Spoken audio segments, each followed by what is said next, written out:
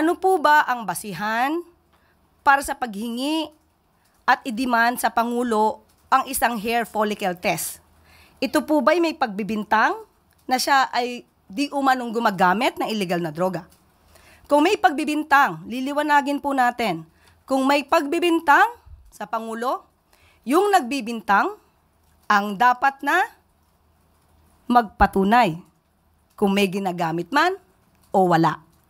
Hindi po pwedeng gumawa ng kwento, walang basihan, isang guni-guni para masira ang Pangulo, at walang basihan. Kahit saan po na kaso, kung sino yung nagbibintang, siya ang magbigay ng pruweba. Hindi nyo pwedeng sabihin na, ito, gumagamit ka, patunayan mong hindi. Hindi po yon ang tamang logic. Kayo po na nagbibintang, kayong humihingi at nagdidiman sa Pangulo, kayo muna ang magpatunay na mayroon siyang ginagawang mali. Kapag wala po kayong napatunayan, wala po kayong karapatan humingi sa Pangulo ng anuman demand patungkol sa hair follicle test.